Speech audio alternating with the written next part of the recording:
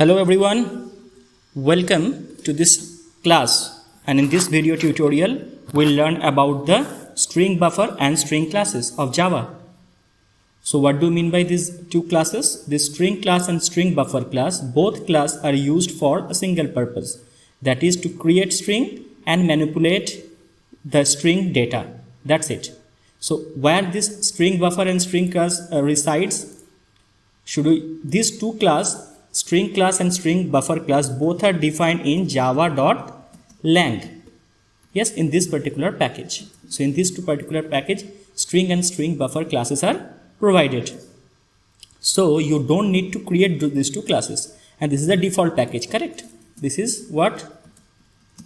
The default package. So it is available to each and every Java programs. Then there are some differences between the string and string buffer class that make them unique and uniquely usable also. So what is the difference between string buffer and string? Let me just first give you the main and key difference between string and string buffer is that string class is mutable. String buffer class is mutable and string class is immutable. Immutable means once you create an object of the string class and assign some string value on it, that value cannot be changed. If you do any operation on that particular object of the string class, then the resultant data, the resultant string should be stored to another string variable. But the same thing is not applicable for string buffer class. In case of string buffer class, we can modify the created string, which is the object of the string buffer. So it is a mutable class. This is the mutable. Now string is slow and consumes more memory. When you actually do some operations, too many string objects to be created for each modification of the string. So it will consume lots of memory. As string buffer is mutable, it consumes less memory. Plus the operation is also fast as compared to string. Now string class overrides the equals method of the object class. So there is the object class is the superclass of all of the Java objects, and object class also resides in java.lang.package. Okay, so in java.lang.object is a class. That class has a method, equals method. So that equals method is overridden by the string class. So you can compare the content of two strings by equals method. But string buffer class doesn't override the equals method of object class. So these are the key difference between the string and string buffer.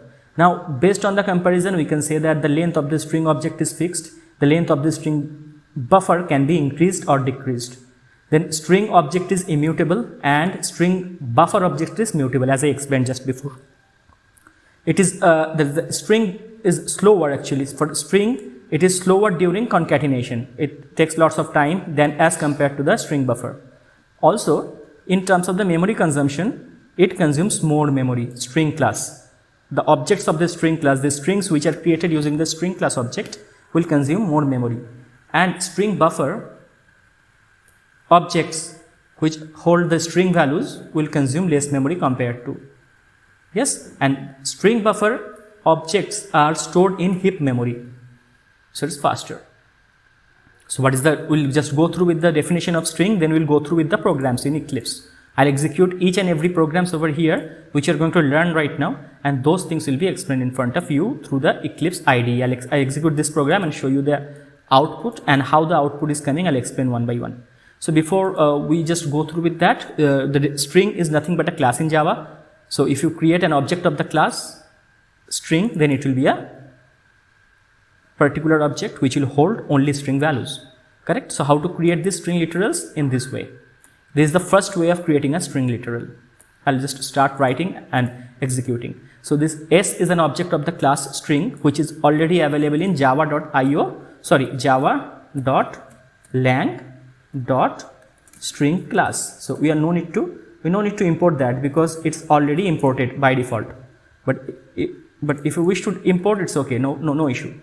And if you execute this, we can see this output over here. Hello world. Why is hello world is coming up? Because we are printing over here in line number 7, correct? We are printing the value of S. So in this way we are getting the value of what? String object s. There is another way to create string variables by using this particular methodology. What is that? We are just creating the object over here, correct? See, we are creating the object s in this way, by using the new operator, the way we used to create objects of the classes. Yes, this is the string class constructor. So this constructor takes a single argument. Whatever argument you pass, that argument becomes the string value associated to this object. So the output will be all same like the last. Yes, hello world is coming up. Again, I am telling you this import statement is not necessary. It's optional because by default java.lang package will be available to each and every class. So I have now commented, still it will run, okay? Yes, have you seen now? So now we'll see that in string class what are the important constructors are provided. So these constructors you should supposed to know, supposed to learn, because these constructors are very important and it is given in the string class, which is the built-in class in Java. So the string class has many methods and many constructors which you can access directly. So one of the constructor which is provided by it is string within the bracket byte array. So any byte array you can pass in the string string class constructor based on the value of that is the byte array can only hold the byte values, right? But these byte values will represent some characters, correct? These byte values will represent some characters. So those character values will be derived and a new string will be created. Let's see this code. See, in this particular code, what we are doing is we are basically creating a byte array, correct? This is the sign of the array. Now this byte array has 71, 101, 101, 107 and 115. So these numbers are not just a pure byte number, but when you are passing it, these are byte number, right? Plain byte numbers. But when you are passing this byte array inside the constructor of this string class, this will become the character equivalent to these numbers. So 71 is having the equivalent value is in capital G. 101 has small e equivalent value. 107 has the equivalent value of small key. And 115 has the equivalent ASCII value of character small s. Correct? So if we print this particular value, this string, this become a string now, correct? So this string will be providing the equivalent value of this byte values. So if you execute this, you can see it's gigs. The output will be gigs because these are the equivalent value of these byte numbers. So now we'll see the next constructor of the class string. This is the string class constructor which holds the byte array like the last example. Along with that, two more arguments it has. The next argument, the next parameter value is start index, where from you are getting the part of the string started for, and how many characters, this length, integer length will determine that how many characters you are going to fetch from the string. So if I execute this particular example now, we'll just do a single line change here in this code, correct? So it will start from, it will create the same way one array. Okay, here it has to be changed. Okay, so here it will create the same array, correct? It will create the same value of string, correct? Now these strings first location to next 3 characters will be taken out and it will be stored to the string s, and if you are printing s means some other result will get, not gigs definitely. You are getting the output eq. See this? So the actual is it's gigs, right? So gigs, this is the 0th index of the array, correct? Now for this string, this is the second index, this is the third this is the 0th, this is the first, this is the second, this is the third, and this is the 4th index, correct? So when you are telling it's 1, it means that 0th and 1. So the string is taken from this location E till the next 3 characters. So E, E, K. So that's what the output is. Now we'll see the next constructor. String character array will pass in the string constructor. This string constructor can hold only one character array as an argument. So if you pass this, those character array will create a string value directly. It's a very simple program actually. See this s value will be printed. It will print gigs. So through the character array, we are creating a string. Through the character array char_arr, we are creating a string s by using the constructor which takes as an argument one character array. It will be gigs. So whatever the value you will give over here, that will be printed. If you give hello, it will print hello.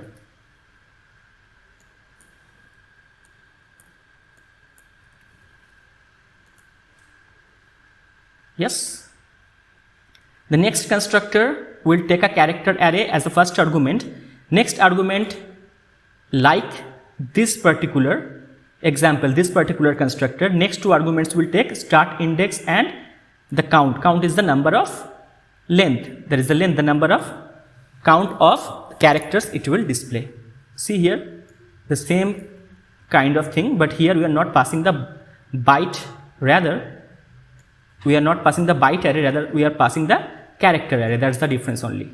So if I execute that, the output will be similarly 1, 2, 3. So EEK, this will be taken. Yes. Now we'll see the next constructor. It takes one Unicode points array of integer type, then it takes the offset and count.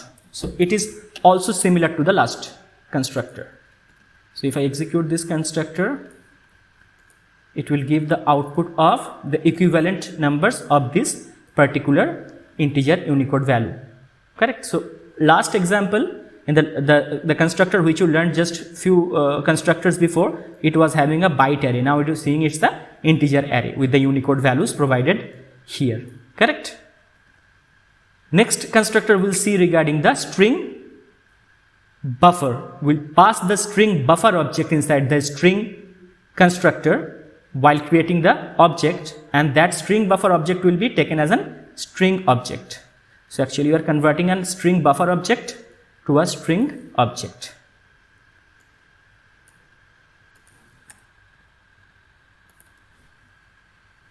Please subscribe to my channel if you watch like these videos. Then we have a system.out.println. Yes.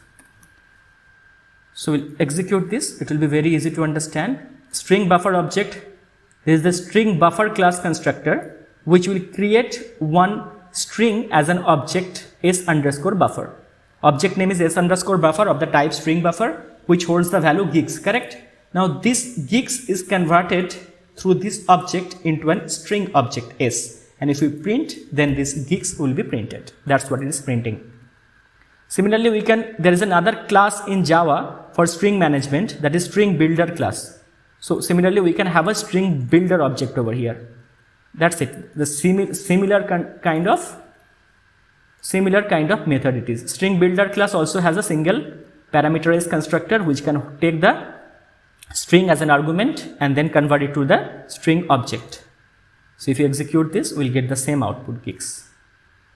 You can change this to see that it's working or not. Definitely it will be working. Yes, it is giving the hello as a new output. Now we'll see regarding the string methods. So as I told that string class has many constructors and many methods. So we'll learn few of the very important methods of the string class which will be required throughout your Java programming time. Whenever you will be using Java, these things will be important. So I have just kept the very important 7 methods of the string class. So we'll see this int length method which is defined inside the string class. What is this length method? This length method will return one integer value, which this integer value represent the number of characters available in this string. So we'll execute this line. We'll see now. So we are printing something. What we are printing? Hello world, this particular string and its length. So you can give any other object of the string class also. Like we are creating the last example s and all. You can pass like this, s dot length is also fine. Here we are just writing one string directly and dot length we are asking. What will be the output then? 1, 2, 3, 4, 5, 6, 7, 8, 9, 10. 10 is the length. 10 is the number of characters this string has. So that should be the output. Yes, 10 is the output. So the length is given. Similarly, we have the next method, character is the return type. Name of the method is char@. That is the character at this integer location. So each string is having many characters, right? First character start with the index 0 and so on, incremented by 1, as you know the concept of arrays. Correct? So whatever the index you will pass inside the char at method, from that, in that particular index, whatever character is stored, that character will be fetched out and it will be returned. So if you call this particular method, then tell me what will be the output. So we are getting from the hello world, from the hello world string, we are getting the character at the location 3. So character at the location 3 is what? H is the 0th location, is the first location, is the second location, and L is the third location. This L is being printed. So if I write down L in caps, then what will be happening? In the next output, this capital L is being displayed because this L is in the location 3. So this method, char at method, will return you back the string, the character which is there in this particular strings, this location. Similarly, we have the string substring method. Substring method returns a string, as you can see over here. The return type is string. But it takes 2 arguments also, integer I and integer j. 2 integer values it takes, correct? Why it takes? It takes so that it can make a substring from this location to that location. I'll give it this example and it will be 100% clear to you. So we have this particular methods available over here, correct? So what we have here? Now it's displayed full, I hope. Yes.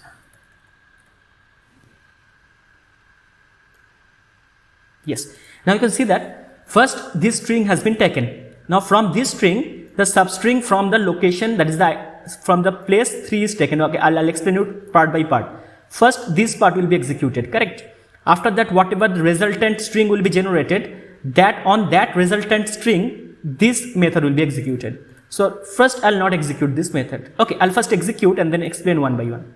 See the output, what the output is coming? WOR, correct? Now we'll store this argument over here and analyze why this output is coming. WOR is coming. Why? Let's first check one by one. We'll take out this method. See, if I call substring with a single argument, then what will happen? From the third location, the string will be taken out. So 0th location, first location, second location, and this is the third location. So from this location, the string is taken as the substring. So the output of this particular line is what? This hello world. Now on the hello world, you are passing now this method also. Correct? So hello world has come now. So on hello world, what you are doing? You are calling now substring 225. So what is the 225? This is the first location, first index. This is the second index. This is the second index. So you are considering from this index till what index? Till the 5th index. So this is the second index, third index, correct? This is the 5th item is this, correct? So how many items are there? This is the 5th item, WOR. So that will be taken. Output will be WOR because it is taken till the 5 elements. So 5th element it will take. 5 elements, okay, not the 5th in terms of the array, in terms of the value. So in terms of the character, 1, 2, 3, 4, 5, 5th character. So it is taking the 5th character over here, WOR. So that is the substring. So you learned actually 2 substring methods. This is the first substring method of the string class, which can take a single argument and gives the remaining values of the string as our output. And this substring with 2 values, there's 2 arguments, it will start from this location and take this many characters. Now we'll see the next method, string concat. So what is this string concat method? This string concat method takes a single argument of the type string and that it will concat with the calling string with this value. It's a very simple and very widely used string method basically. Now let me check what is doing actually. It's a very simple thing. We are seeing that S1 string holds the value of hello string. S2 string holds the value of the world string.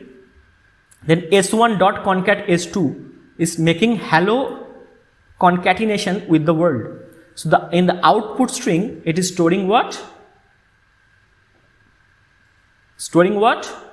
Yes, hello world, and then you are printing it over here. So if you execute, it will concatenate hello and world, it will give the output hello world. That's what the result is. Now we have the next method, index of string s.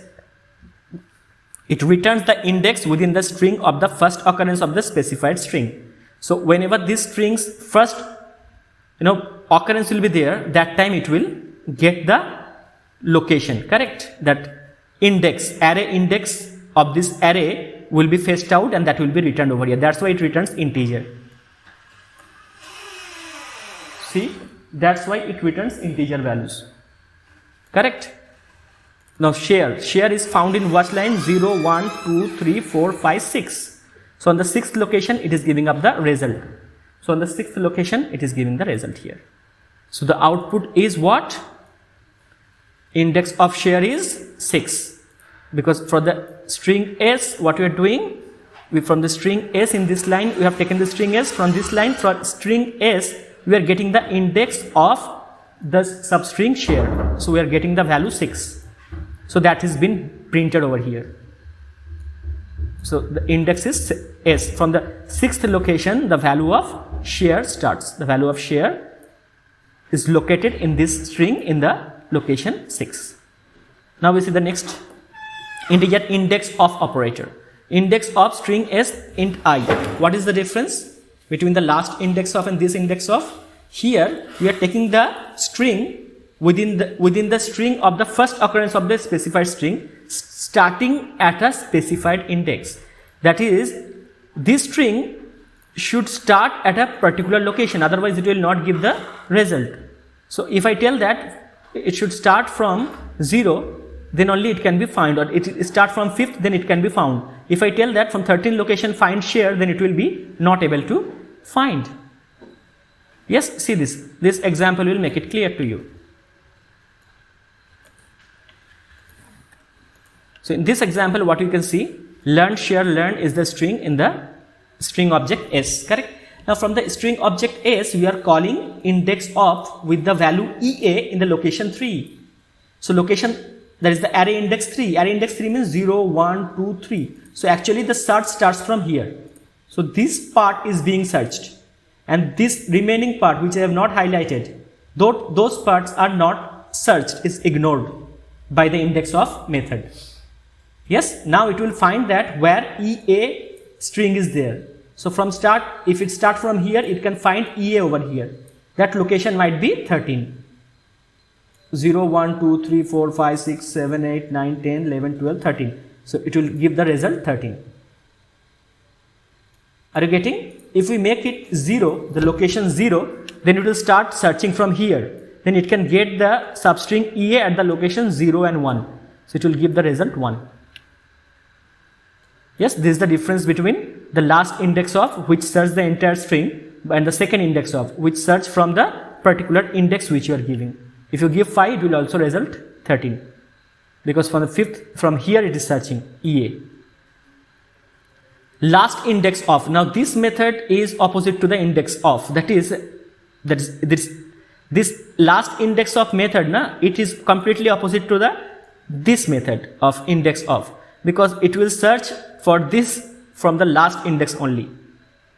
Yes, last index only. It will find out the string which will pass over here from the last. It should be not from the first, from the last it will search. So A, this A will be searched. The location of, that is the index of this A will be fetched back, not this A or this A, because it is the last index we are searching for.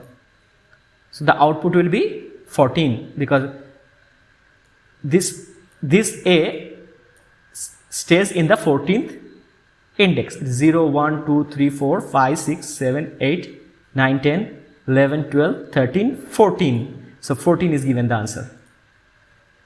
Yes, now we'll go through with the Boolean equals. So we have not 7, we have more methods. We have 15 methods we are learning here. So now we see that we got the equals. So equals methods will check two strings are equals in terms of uppercase and lowercase also or not. If it is matching in case of uppercase, that is, it is case sensitive. It should supposed to match in terms of the characters as well as in terms of the case.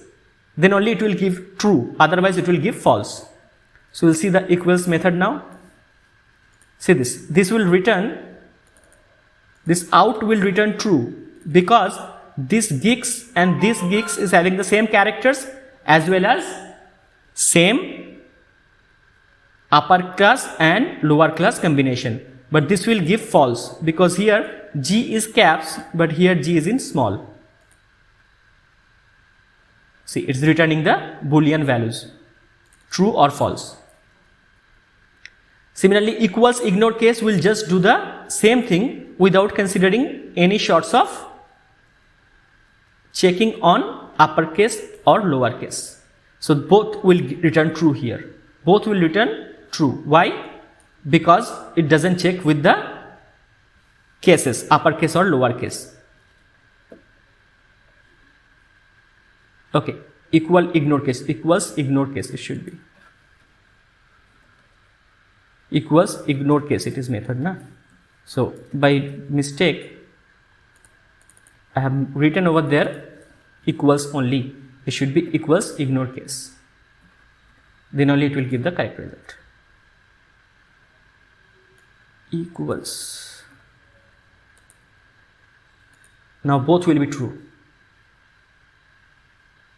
Yes, because it is not taking the consideration that this is in caps and this is in small. It is ignoring the case. Yes, so just you put here in case of equals ignored case method. That's it.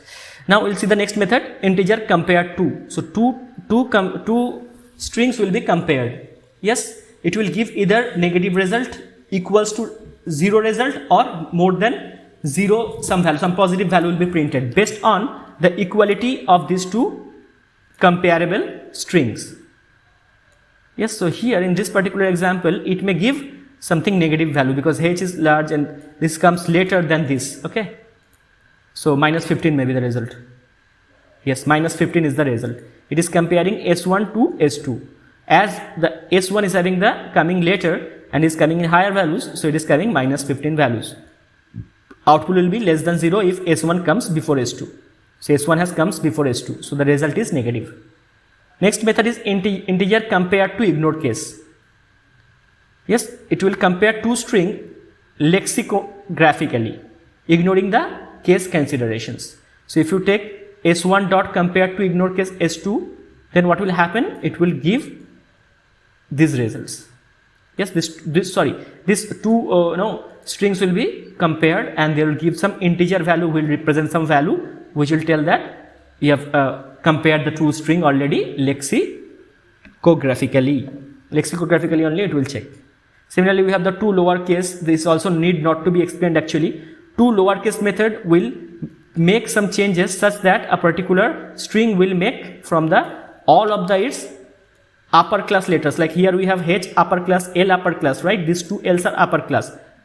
This uppercase letters will be converted to the lowercase. That is all will be in small letters now. See, because we call this method. Now two uppercase if we make, then what will happen? If we make two uppercase, then all will become caps now. See, all has become caps. So this is the two uppercase method. Similarly, we have the trim method. If we make the trim method, then what will happen? The string, the space which has been made, maybe one or two or many space may be there inside a single string. Yes, not between this hello world. Then this space is not trimmed, but these spaces, unnecessary spaces will be trimmed. Yes, by using which method? Trim method. So you have to make word one dot trim. That's enough. This word one dot trim. Make it and you got these things down. Now if you execute, this hello world will be not having any space here in this side or in this side. See, it has come over here. Yes, got it. See this now. Here we have space, right? In this many spaces are there because we put that space. So if we print the word 1, then this space is being given. But if we print word 3, if you print this word 3, then what will happen? It will trim these spaces. Now we have the string replace, so we can replace a part of a code to another part. See here, we'll replace this part of the code. This fix for fix are there, we'll change f to g, so we can call the replace method and pass f. This is the things to be this f old character, and the right hand side will be the new character. So this f is the old character to be replaced with the new character g. So wherever you will find f over here, that will be converted to g. Gigs for gigs. Gigs, gor gigs, sorry. Here also f is there, so it's converted to g. Now we have learned about the string class constructors and string class methods. Correct? Now we'll see about the string buffer class constructor and string buffer class methods. As I told before, string class and string buffer class are both used for handling the string only, but string buffer class is more flexible as it can have the capacity of mutability, that it can form a single string can have a different values after modification that string cannot have. As you can see that when you are doing some modification, the string s1 has to be taken to another string. We cannot change s1 directly. Then s2 is we are printing, correct? So that thing is not there for string buffer. We can just take one string and keep on adding, deleting, or making substring of the same string. We'll see these things one by one. So string buffer class has some constructor. First is the default constructor, which reserves room for 16 characters without reallocation. These 16 characters will be always there. Yes, and we can create the object like this. So it's a blank one. You can create an object like this for the string buffer class. So an object of the string buffer class is created. If you want to put some value on that, we can put inside, or you can just assign that this string buffer object can have this many characters. This is the size you are providing. We can provide the size over here. Then it tells that is string buffer object can hold a string of the size of 100 characters. Or you can directly pass some values. This value will be created. Gigs for gigs I have given over here.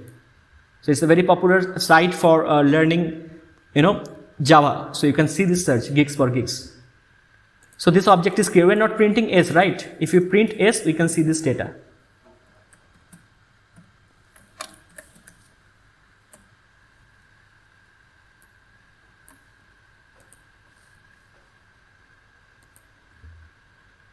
Gigs for gigs is printed, correct?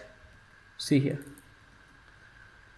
So now we'll see about the methods. We will not go through regarding the constructors much. This much is enough for that, but you should supposed to know about the methods. The methods are very versatile and very much capable, and you can feel the great test of dealing with the string buffer methods.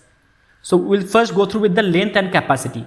The length method will fetch back the length of the string buffer object, and capacity will provide you the capacity of it. We'll see it how this works. See, this string buffer object has been created with the value hello world. Name of the object is s. If you take s.length, then it will give you back the length of this. That is the 10 characters are there, so it will be 10. Yes, then capacity, 16 more space will be always there, as I told. So if the length is 10,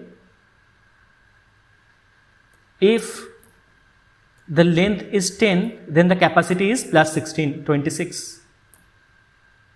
Yes, if you make it large, then we can see that if the length has become 14, then the capacity is 14 plus 16, 30. This is the general rule. Now we'll see the next method, append. What the append method does? Append method will return a string buffer. That is, see, it returns the string buffer only while appending a string. So one string will append another string, and that value will be fetched you back. So see here, we'll provide string buffer s we have created with the value hello. Now we are appending with hello. S is the hello, right? We are appending world, and we are printing the s only. See, we are not writing something like the string method we used to write like this, na? We used to write like this. Another string buffer object we used to create, correct?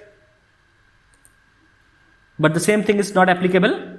That's not required. You can do it, but it's not mandatory for string buffer because it is mutable. S is muting. S is muting from hello to hello world now. If we print here, it will print hello world. Then again we are appending 1. Now S is muted from hello world to hello world 1. See, if we can just write down other things also. So this is every one. This is how string buffer is more mutable, more flexible than the string class. Now we have the string methods, insert methods, we have the insert methods for string buffer class, which is used for inserting a particular values. So I'll just go directly to the programs one by one. See here, the insert methods are doing what? We are inserting what? In the location 5. Location 5 means 0, 1, 2, 3, 4, 5. So in between gigs and gigs, we are putting the word for. In inserting the word for. So this will result gigs for gigs. After that, we are returning what? See, from 0 to 5 we have given, right? Now we are giving the value 5. It looks like an integer value, but we are putting that value at the location 5. The value, so it will be 5 gigs for gigs without space. Next we are putting what? 3. In the third location, we are putting what? True. So it will be like 5 GE, then the third location starts. So we are putting this value now, true. Then true, then the remaining X for X will be printed. Yes, I hope that you have understood that, how it works. So now we see that we are using with the single object only now, S. So in this way it's faster. We are not creating more and more object of the class string buffer. A single object is sufficient for doing all this operation. But if you deal with that with the string, then what will happen? For each line you have to create another object of the string class, because string is immutable. Similarly, if I can add these things also, I'll keep you add, okay. Will not add these things. So here again what you are doing now, we are adding this double value.